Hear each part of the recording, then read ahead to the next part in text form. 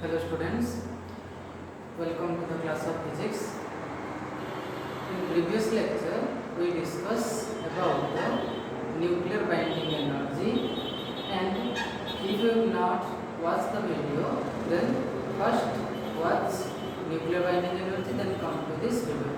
In this part, we discuss about packing fraction and the nuclear stability curve, or simply we can say that is NZ curve. Okay, so in previous class I just make a review of the class. In previous class we discussed about the nuclear binding energy and how the binding energy per nucleon varies with the mass number. Okay, and if we mark the nuclear binding energy, then we find the nuclear binding energy is the amount of energy that requires the nucleus to break or to split its constituent nucleons. Okay, so here we discuss about the packing fraction, and the symbolic form of packing fraction is simply represented as F. Okay, so if we observe the packing fraction, then what we find, the packing fraction is just a variation of mass defect with the mass number. Okay, so if we define the packing fraction, that is, the packing fraction is simply the ratio of mass defect to the mass number. Okay, so packing fraction, that will be mass defect by mass number. As we know, the mass defect is the change of mass in between actual mass of the nucleus to the mass of its constituent nucleons. Okay, so that is del m upon A.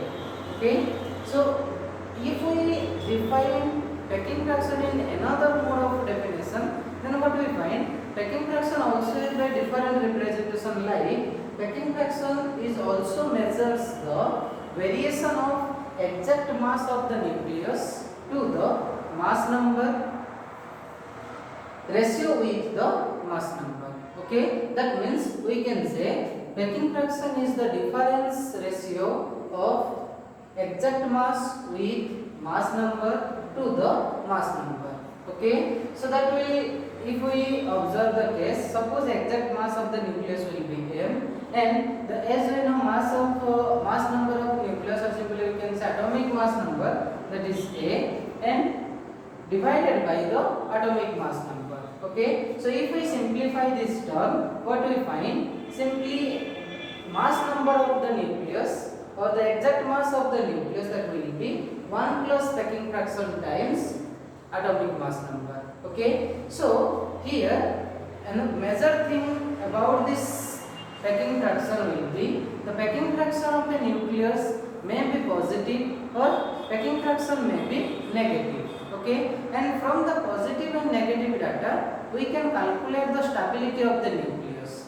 Okay, so that means we can say the packing fraction data also measure the stability of the nucleus. Okay, as we observe, if we observe the packing fraction data, we find the packing fraction in some of the elements case we find positive value, and in some of element case we find negative value. However, the positive and negative value of packing fraction depends upon this quantity.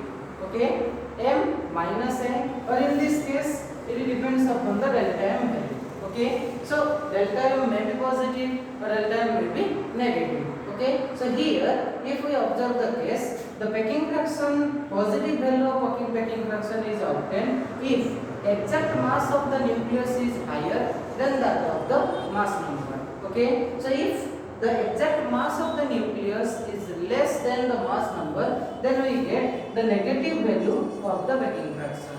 Okay, so now question arises, how can we know the stability of a nucleus from the negative and positive value of the packing fraction? Okay, so in order to measure the positive the stability of the nucleus, come to the variation of packing fraction with the mass number. Okay, so if we observe the variational curve of packing fraction with the mass number, what we find, there will be certain positive value of packing fraction, as well as there will be some negative value of packing fraction. Okay, so the variation of packing fraction along with the mass number represent the curve like this. Okay, and here we observe, if the element, if we consider the element a less than 20, if we consider the elements having the mass number less than 20, positive poses positive value of packing fraction. Okay, and if positive value of packing fraction is obtained, then we can say the nucleus is unstable.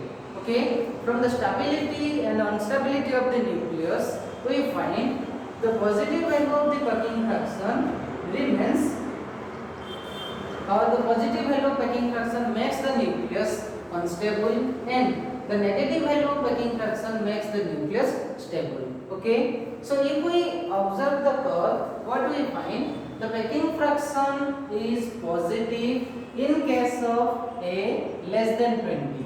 Okay, so if we observe the curve for a less than 20, f becomes positive, and if we consider a greater than 180, this region, a greater than 180, packing fraction f is also positive. Okay, so the elements having the mass number less than 20 or greater than 180 remains unstable nuclei. Okay, so the elements whose mass number is less than 20 and whose mass number is greater than 180, we find they becomes unstable nuclei. Okay, another thing if we observe from the curve, there is a negative value of packing fraction is obtained in between 20 to 180. So we can say the elements having the mass number lying in between 20 less than a less than 180. Okay, so the elements having the mass number in between 20 to 180, what they find? They find the negative value of the packing factor. Okay, the negative value of packing fraction indicates the stability of the nucleus. So this nucleus becomes very stable. Okay, so the stability or the more stable nucleus is obtained if the atomic mass number lies in between 20 to 180, and if the mass number is less than 20 or the mass number is greater than 180, then we get positive value of packing factor, and that positive value of packing factor indicates that the nucleus is unstable. Okay, and the stable nucleus is obtained when the mass number lies in between 20 to 180. Okay, so this is the complete variation of packing fraction with the mass number. Okay, so let us take a summary of the packing fraction. What we get a packing fraction? Okay, a packing fraction simply it is the variation of mass defect to the mass number, or we can say the packing fraction is the variation of exact mass minus mass number divided by mass number. Okay, so the packing fraction may be positive and the packing fraction may be negative. Okay, and the positive value of packing fraction is obtained when exact mass is greater than mass number, and the negative value of packing fraction is obtained when exact mass is less than mass number. Okay, the positive value of packing fraction indicates the nuclei are unstable. Okay, and the negative value of packing fraction indicates the nuclei are more stable. Okay, so if we draw the variation of packing fraction with the mass number, what we find? We find a variational curve like this.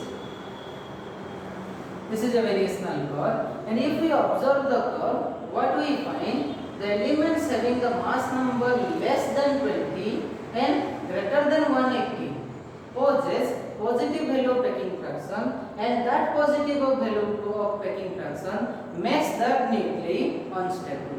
Whereas the nuclei or the element having mass number in between 20 to 180 becomes more stable and they possess negative value of packing fraction.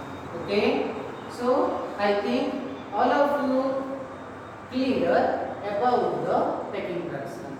Okay, so next we discuss about the stability curve or NZ curve. Okay,